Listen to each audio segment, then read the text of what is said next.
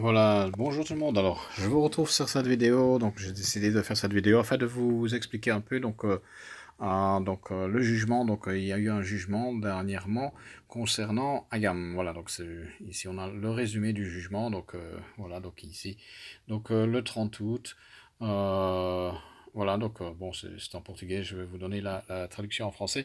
Voilà, donc c'est sur le site officiel du tribunal du Cap-Vert, en tout cas. Donc, tout ça a été publié, voilà, dans le journal officiel. Donc, voilà. Donc, jugement en cours. Donc, c'était pas encore terminé.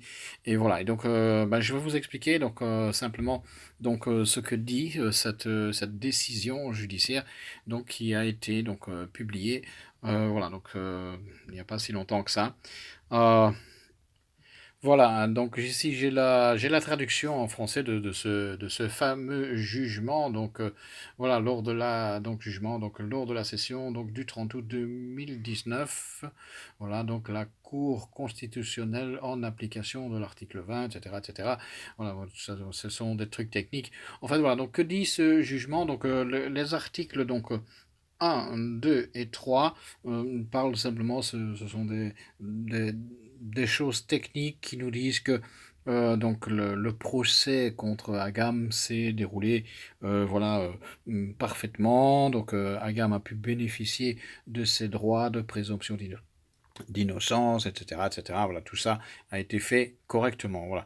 Donc, ce qui nous intéresse, nous, ça va être les points, donc, 4 et 5. Et par contre, ces points 4 et 5, le point 4 nous indique, en tout cas, que Agam, donc pour l'histoire, donc, Agam avait été donc poursuivi par un procureur en 2017. Alors, et ça de façon totalement illégale.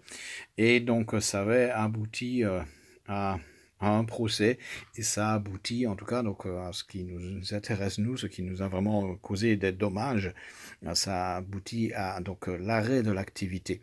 Voilà, donc c'est plusieurs milliers de personnes qui en tout cas ont été impactées par la décision d'un seul homme. Donc, voilà, donc c'est grave. Et donc, en tout cas, ce jugement, donc il est bien pour nous, parce que donc il reconnaît que ce procureur donc a fait ça vraiment totalement illégalement. Donc, il y avait eu le procès, donc, le fait que donc ce procureur pose donc ces actes donc judiciaires contre Agam. Eh bien, donc ça avait abouti à un premier procès qui s'était tenu dans les alentours du 23 avril. Donc, tout ça, bon, il faut retrouver les dates dans le journal officiel, ça a été publié.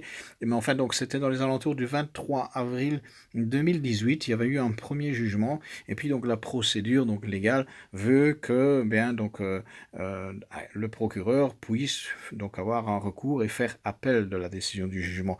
Donc, la première décision avait été en faveur de Agam, et donc il y a eu donc la suite. Donc, le procureur avait donc 9 mois pour apporter d'autres éléments pour étayer ces accusations, ce qui n'est jamais arrivé, ce qui n'a jamais pu faire.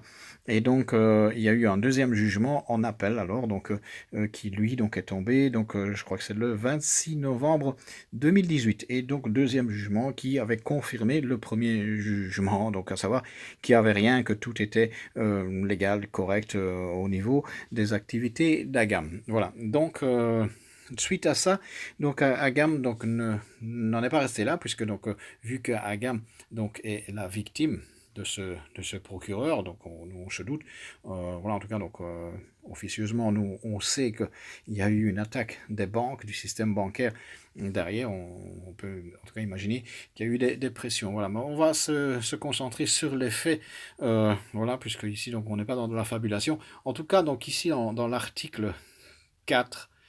Voilà, donc l'article 4.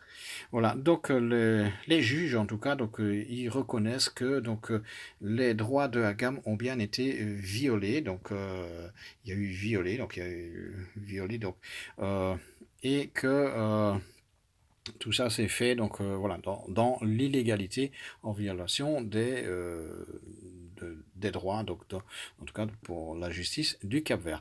Et donc maintenant, donc vu que en tout cas ça a été établi, et bien donc maintenant donc le tribunal en fait a ordonné, donc voilà, ordonné que le procureur général soit donc de la République du Cap-Vert, donc soit déféré donc aux fins de contrôler la constitutionnalité de la règle selon laquelle il incombe, voilà, donc voilà, que donc de geler des comptes bancaires sans que les interventions judiciaires soient nécessaires. Donc voilà, donc les comptes bancaires avaient été gelés de façon totalement donc arbitraire. Normalement, il devait y avoir une décision judiciaire, ce qui n'a pas été le cas.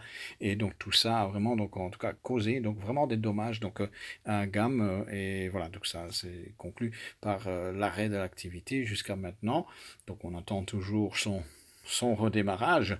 Et en fait, le procureur maintenant, donc c'est ça qui est intéressant, eh bien, donc le procureur général va être donc référé, donc déféré, pardon, référé. Il va être déféré. Voilà.